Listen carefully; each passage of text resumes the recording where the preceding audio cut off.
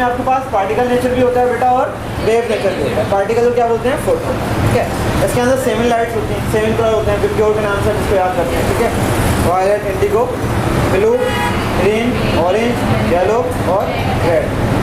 हो गए साहब? तो अब ये जो डिफरेंट लाइट होती हैं, सबकी वेवलेंथ क्या होती है बेटा? डिफरेंट होती है। सबकी वेवलेंथ क्या होती है? डिफरेंट होती है। सबसे ज़्यादा किसकी होती है? ब्लू की होती है, सही है, और कम किसकी होती है? रेड की। ये कंफर्म करना है, मैं बोल रहा हूँ। ब्लू की सबसे ज़्यादा होती है और रेड की क्या होती है? कम होती है। ये सब मैंने पढ़ा चुका हूँ, ये रिवाइज हो रहा है। ठीक है, क्योंकि आज का जो टॉपिक था वो बहुत इंपॉर्टेंट था। अब बच्चे इतने सारे चले गए, अब मैं नहीं चाह रहा कि इनका लॉस हो, सही है। तो और आप लोग भी कोरो बैठे हुए हो, सारा पुराना जो है भूल के बैठे हो, सही है। तो इसलिए मैं जल्दी जल्दी सारी बात घर से करके आते हैं ना, पहले से रिवाइज करने की ज़रूरत ही क्या है? याद होना चाहिए था।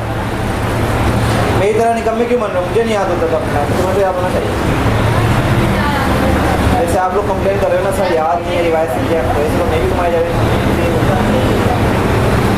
खैर, तो बेटा सबसे ज़्यादा वेवलेंथ इसकी होती है ब्लू की और सबसे कम रेड की होती है। और यही दो लाइट है जिसको सबसे ज़्यादा यूज़ किया जाता है इसके अंदर फोटोसिंथेसिस। ठीक है भाई, इसका एक पूरा स्पेक्ट्रम बनता है लाइट का। वेवलेंथ जो होती है डिफरेंट वेवलेंथ के अंदर टूटती हैं। ठीक है, और इन सबका क्या होता है? अलग अलग स्पेक्ट्रम होता है। हमारे पास क्लोरोफिल की अगर बात करें तो हमारे पास क्लोरोफिल 2 टाइप के होते हैं, एक क्लोरोफिल ए होता है, क्लोरोफिल बी होता है। ठीक है, क्लोरोफिल ए होता है और एक बी होता है। क्लोरोफिल ए का फार्मूला अलग है, बी का क्या है? अलग है।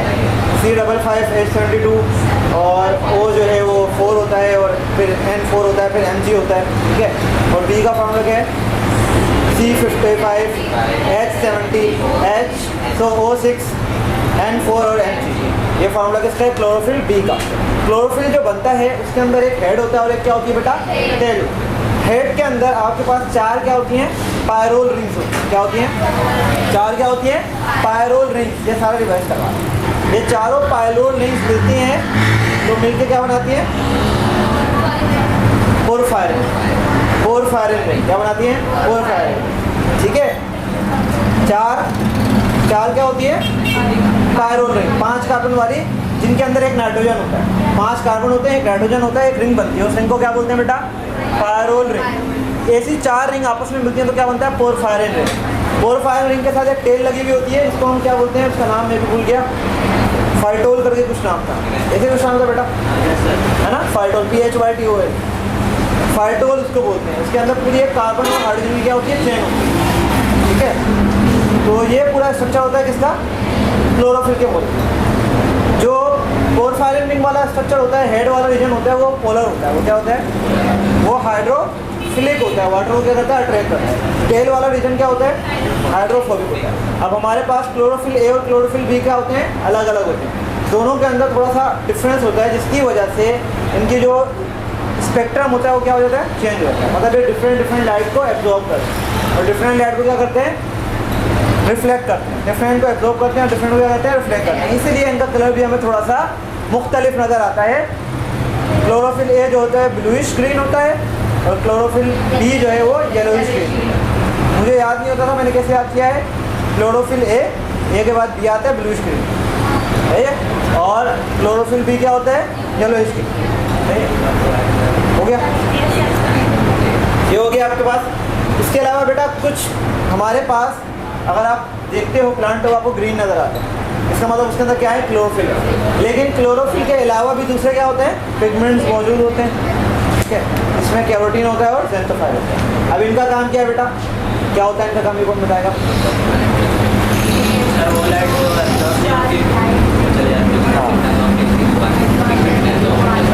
दो काम है बेटा। एक काम ये है कि वो लाइट जो क्लोरोफिल ए और बी के मॉलिक्यूल एब्जॉर्ब नहीं कर पाते, उनकी वेवलेंथ ऐसी नहीं है जो क्लोरोफिल ए और बी क्या करें? एब्जॉर्ब करें। तो उन लाइट को कौन एब्जॉर्ब करता है? कैरोटीन और ज़ैंथोफाइल करते हैं। ठीक है, और दूसरा काम क्या होता है? कभी ज़्यादा इंटेंसिटी की लाइट अगर क्लोरोफिल के पास आ जाए जिससे क्लोरोफिल को डैमेज होने का खतरा हो, तो वो क्या करता है? कुछ एनर्जी कुछ लाइट उसको देता है, कैरोटीन को देता है, ताकि वो डैमेज होने से बच जाए। ये दो काम होते हैं किसके? कैरोटीन और ज़ैंथोफाइल। इसके बाद हमने बात की थी फोटो सिस्टम की। हमने बात की थी क्लोरोफिल होता क्या है। तो हम एक लीव लेंगे, उसके अंदर सेल्स होते हैं, मेसोफिल सेल, उसके अंदर क्लोरोफिल होता है, सॉरी क्लोरोप्लास्ट होता है। क्या होता है? क्लोरोप्लास्ट पढ़ा है ना सबने, क्लोरोप्लास्ट होता है। फिर हम क्लोरोप्लास्ट को हमने देखा था कि क्लोरोप्लास्ट में क्या क्या होता है। क्लोरोप्लास्ट डबल मेम्ब्रेन बाउंड होता है बेटा। कितनी मेम्ब्रेन होती है? 2 मेम्ब्रेन होती है, 2 मेम्ब्रेन होती है। फिर अंदर क्या होता है उसके बेटा? उसके अंदर होते हैं थाइलाकॉइड के बने हुए स्टेक, इनको बोलते हैं ग्रेनम। क्या बोलते हैं? ये पूरा क्या कहलाता है बेटा? ग्रेनम। सिंगल क्या कहलाता है? ये थाइलाकॉइड है। ये थाइलाकॉइड सारे स्टोक बनाया हुआ उसको क्या बोलते हैं? ऐसे ग्रेनम बहुत सारे होते हैं जगह जगह। ठीक है, समझ में आ रही है बात आपको? और ये कनेक्शन क्या कहलाते हैं बेटा? लैमेला। क्या कहलाते हैं? लैमेला। ये कनेक्शन कहलाते हैं लैमेला। ये थाइलाकॉइड कहलाता है। ये कहलाता है थाइलाकॉइड बेटा मेम्ब्रेन का बना होता है। इसके पास क्या होती है? चारों तरफ मेम्ब्रेन होती है। ये इसकी आउटर मेम्ब्रेन है, ठीक है। ये क्या है? इसकी आउटर मेम्ब्रेन। और ये क्या है बेटा? Inner membrane. ये यहाँ पे क्या होता है? यहाँ पे लिक्विड होता है, पानी पाया जाता है, इसको बोलते हैं स्ट्रोमा। क्या बोलते हैं? स्ट्रोमा। ये हमारा क्लोरोप्लास्ट है। क्या है? क्लोरोप्लास्ट। इस क्लोरोप्लास्ट के अंदर थाइलाकॉइड की मेम्ब्रेन, हमने थाइलाकॉइड को बाहर निकाला, ठीक है। ये थाइलाकॉइड क्या हो गया बेटा? बाहर। ये थाइलाकॉइड की क्या है? मेम्ब्रेन। क्या है? थाइलाकॉइड की मेम्ब्रेन। थाइलाकॉइड की मेम्ब्रेन को जूम करके देखेंगे, जैसे पिक्चर को जूम करके देखते हो ना, ऐसे थाइलाकॉइड की मेम्ब्रेन को जब हम जूम करेंगे तो हमें पता चलता है कि इसके अंदर क्या है भाई? 2 सिस्टम है। क्या पाए जाते हैं? एक फोटो सिस्टम 1 और एक फोटो सिस्टम 2। क्या है?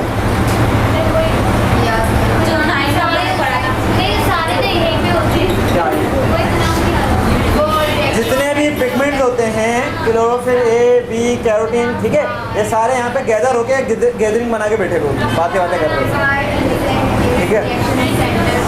थाइलाकॉइड मेम्ब्रेन के अंदर फोटो सिस्टम पाए जाते हैं। क्या पाए जाते हैं? फोटो सिस्टम में क्या है? बेसिकली फोटो सिस्टम के अंदर हमारे पास पिगमेंट्स होते हैं। क्या होते हैं? पिगमेंट्स होते हैं। उनके साथ क्या लगे हुए होते हैं? प्रोटीन लगे हुए होते हैं। तो फोटो सिस्टम क्या है? पिगमेंट्स प्लस प्रोटीन, ठीक है। तो ये जो पिगमेंट होते हैं इसमें क्लोरोफिल ए भी आता है, बी भी आता है और कैरोटीन भी आता है, ठीक है। अच्छा, अब फोटो सिस्टम के अंदर आपको 2 चीज़ें नजर आती हैं। एक आता है आपको, एक होता है आपका एंटीना कॉम्प्लेक्स। ये क्या होता है बेटा? और एक होता है रिएक्शन सेंटर। ये क्या होता है? मतलब ये इस तरीके अगर हम बनाएं, ठीक है, एक क्लोरोफिल यहाँ, एक यहाँ, एक यहाँ,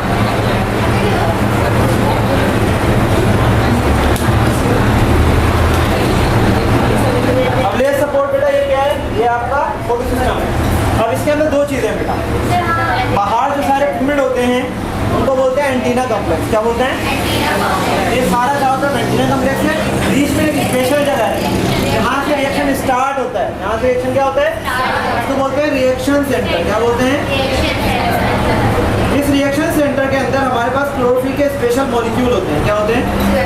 ये बात याद रखना कि रिएक्शन सेंटर में कौन से मॉलिक्यूल होते हैं? क्लोरोफिल ए के थोड़े से स्पेशल वाले मॉलिक्यूल होते हैं। ये स्पेशल क्यों होते हैं? क्योंकि इनके साथ प्रोटीन लगे हुए होते हैं। क्या लगे हुए होते हैं? और यहाँ से रिएक्शन स्टार्ट होता है। अच्छा, बाहर भी आपको क्लोरोफिल ए के मॉलिक्यूल मिलेंगे। बाहर आपको क्लोरोफिल ए भी मिलेगा, क्लोरोफिल बी भी मिलेगा, कैरोटीन भी मिलेगा, ज़ेंथोफाइल भी मिलेगा। लेकिन जो क्लोरोफिल ए रिएक्शन सेंटर के अंदर मौजूद हैं वो क्या है? थोड़े स्पेशल किस्म के हैं। वहाँ से रिएक्शन क्या होता है? स्टार्ट होता है। तो बाहर वाला सारा रीजन कहलाता है एंटीना कॉम्प्लेक्स। क्या कहलाता है? What is antenna? Antenna catch करता है ना। जब हम छोटे थे तो घर पे एंटीना लगा होता था, वो क्या करता था? ठीक है, तो आपके चैनल से हमको कैच करता था। और रेडियो में भी क्या होता है? वो तार होता है बड़ा सा, वो जो है कैच करता था। जब मैं छोटा था एक रेडियो मिलता था हैंड के साथ, उसमें भी एंटीना होता था। तो एंटीना का काम क्या होता है? कैच कर। तो ये भी क्या करेंगे? कैच करेंगे। किसको कैच करेंगे? सनलाइट, ठीक है। अब इसमें होता क्या है? जब सनलाइट आके स्ट्राइक करती है तो एंटीना कॉम्प्लेक्स का काम क्या होता है कि इसको फॉरवर्ड करता है। ये वाला पिगमेंट एब्जॉर्ब करके इसको आगे देगा, फिर इसको आगे देगा। इस तरीके से आगे आगे होते होते कहाँ जाएगी बेटा?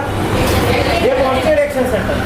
अब आपका सवाल ये है कि सर लाइट तो आ रही है तो डायरेक्ट यहाँ भी आ सकती है, तो यहाँ भी आ, डायरेक्ट यहाँ भी आ, डायरेक्ट यहाँ पे भी लाइट आती है, हर जगह लाइट आती है। लेकिन जो दूसरों के पास होती है ना वो भी सारे डायरेक्ट वहाँ पर, समझ में आ रही है बात? वहाँ भी डायरेक्ट आती है रिएक्शन सेंटर में, लेकिन जो दूसरों के पास आती है वो भी क्या करते हैं? उसको फॉरवर्ड करके रिएक्शन सेंटर में पहुँचाते हैं। रिएक्शन सेंटर में क्या होते हैं बेटा? क्लोरोफिल ए के मॉलिक्यूल होते हैं और साथ में होते हैं इलेक्ट्रॉन कैरियर्स। क्या होते हैं? जो इलेक्ट्रॉन को लेके एक जगह से दूसरी जगह, कैरियर का मतलब क्या होता है? लेके जाने वाला।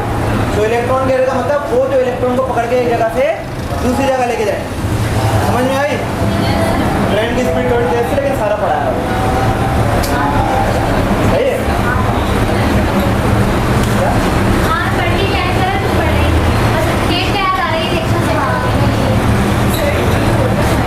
हाँ, ये बेटा कहाँ होता है? ये क्या है आपका? देखो अब एक एक चीज़ को देखते हैं। ये क्लोरोप्लास्ट। क्लोरोप्लास्ट पता है क्या होता है? क्या होता है? क्लोरोप्लास्ट सेल के अंदर पाया। तुम्हें शुरू से लेकर चलो। सबसे पहले हमारे पास क्या होता है? सेल। सेल के अंदर होता है साइटोप्लाज्म, है ना? साइटोप्लाज्म में साइटोप्लाज्मिक ऑर्गेनेल होते हैं। उन साइटोप्लाज्मिक ऑर्गेनेल से एक होता है क्लोरोप्लास्ट, है? ये क्लोरोप्लास्ट। क्लोरोप्लास्ट को खोल के देखेंगे तो अंदर क्या होंगे? थाइलाकॉइड। ये थाइलाकॉइड। फिर इस थाइलाकॉइड को हमने बड़ा करना है। क्या करना है? ये थाइलाकॉइड बड़ा हो गया। सही है? अभी ये थाइलाकॉइड की मेम्ब्रेन है। क्या है ये? थाइलाकॉइड की मेम्ब्रेन। अब इस थाइलाकॉइड की मेम्ब्रेन को हमने बड़ा करके देखा। इस थाइलाकॉइड की मेम्ब्रेन को जब बड़ा करके देखेंगे तो यहाँ पे हमें क्या मिलता है बेटा? यहाँ पे हमें मिलता है फोटो सिस्टम। क्या मिलता है? सही है? इस फोटो सिस्टम के अंदर बीच वाला एरिया क्या होता है? Reaction centre. बाकी बाहर वाला क्या होता है? Antenna pump. समझ में आ गई? इसका नाम है लाइट रिएक्शन, दूसरा नाम क्या है? Dark reaction. ठीक है? लाइट रिएक्शन और डार्क रिएक्शन। लाइट रिएक्शन का दूसरा नाम है लाइट डिपेंडेंट रिएक्शन। क्या नाम है? Light dependent reaction. Dark reaction का दूसरा नाम क्या होता है? Calvin cycle. Calvin Benson cycle. Calvin Benson cycle या फिर लाइट इंडिपेंडेंट रिएक्शन। पहला रिएक्शन क्या होता है हमारे पास?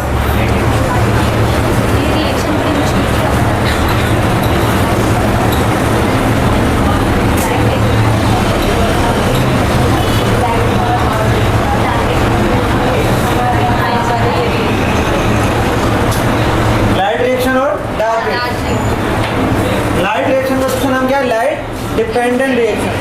ऐसा रिएक्शन जिस पर डिपेंड होता है लाइट। और डार्क रिएक्शन का दूसरा नाम क्या है? Light independent reaction. तो उसको हम एक नाम देते हैं Calvin Benson cycle. Light reaction की बात करें तो इसके अंदर हमारे पास क्या इस्तेमाल होती है? लाइट इस्तेमाल होती है। और इसमें जो है सोलर एनर्जी को कन्वर्ट किया जाता है इसके अंदर केमिकल एनर्जी। मतलब इससे जो सनलाइट से जो एनर्जी आती है इसको ट्रैप करके क्या बनाया जाता है?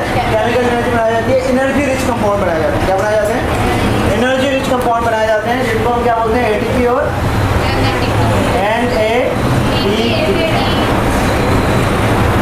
NADH। क्या बोलते हैं?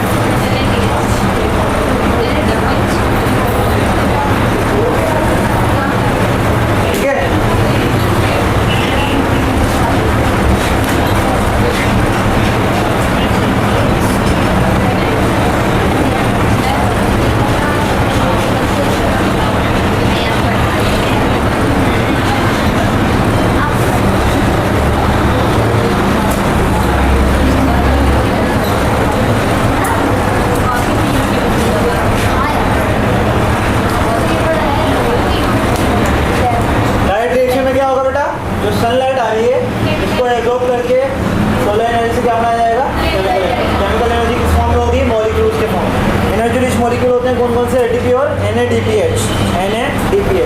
ये दोनों एनर्जी रिच कंपाउंड है।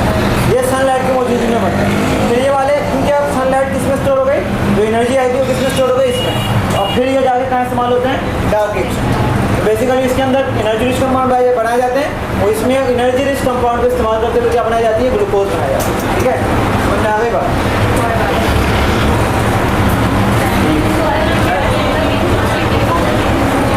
Nicotine amide adenine dinucleotide phosphate.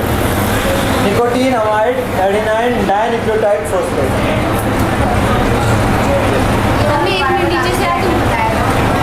Full form?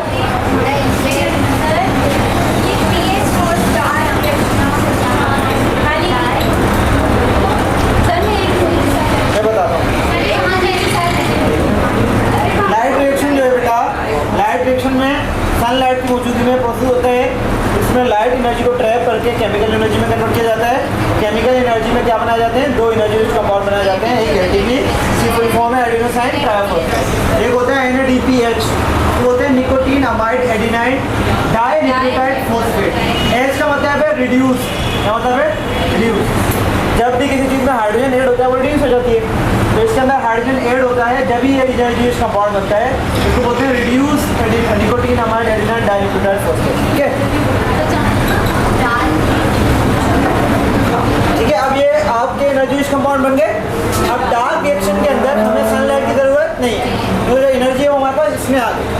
इनको इस्तेमाल करके क्या बनाया जाएगा, एनर्जी को इनकी इस्तेमाल करके क्या बनाया जाएगा, कार्बोहाइड्रेट बनाया जाएगा, ग्लूकोज। इसको हम क्या बोलते हैं, डार्क वेव, क्या बोलते हैं, समझ में आ गई? ठीक है, अब ये जो है इसको हमें पढ़ना है किस तरीके से एटीपी बनता है, किस तरीके से एनर्जी। टाइम कितना हमारे पास, 15 मिनट डायग्राम बनाना है।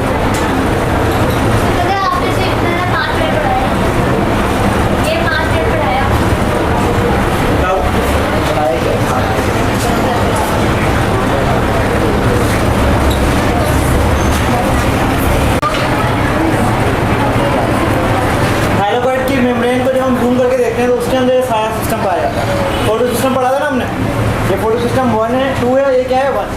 पहले 2 आता है, बाद में 1 आता है। ऐसा क्यों? क्योंकि पहले डिस्कवर हुआ था, इसको नाम उन्होंने फोटो सिस्टम 1 दे दिया, बाद में पता चला कि इससे पहले क्या होता है, फोटो सिस्टम है। ये हो गया आपका, ठीक है। और बाकी इसके अलावा कुछ इलेक्ट्रॉन कैरियर होते हैं, हमने पढ़े थे ना, ये इलेक्ट्रॉन कैरियर है। एक होता है प्राइमरी इलेक्ट्रॉन एक्सेप्टर, जो कि रिएक्शन सेंटर में होता है, उसको बोलते हैं फियोफाइटिन। क्या बोलते हैं, उसका नाम है फियोफाइटिन, ठीक है। उसके बाद ये दूसरे इलेक्ट्रॉन एक्सेप्टर आते हैं, इसमें पहला कौन सा है, प्लास्टोक्विनिन, दूसरा कौन सा है, प्लास्टोसाइनिन, तीसरा कौन सा है, फेरोडॉक्सिन। और यहाँ पे हमारे पास ये कॉम्प्लेक्स होता है, इसको क्या बोलते हैं, साइटोक्रोम बीएफ कॉम्प्लेक्स। ये हमारा एंजाइम है जो एनएडीपी बनाएगा ना, एनएडीपी रिडक्टेज, ये एंजाइम है जो एटीपी बनाएगा।